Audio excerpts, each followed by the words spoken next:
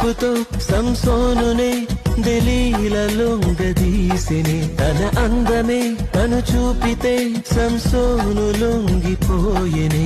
వేల మంది వచ్చిన దొంగలేదులే ఒక్క చూపు చూపితే గుట్టు చెప్పెనే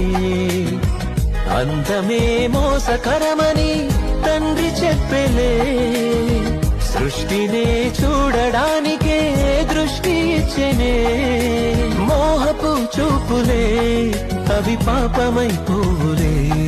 నీ కన్ను చెడినదైతే తనువు చీకటైపోవునే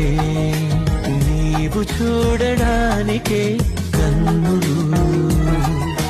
నీవు చదవడానికే పదములు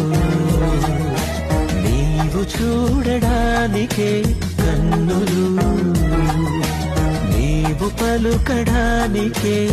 స్వరం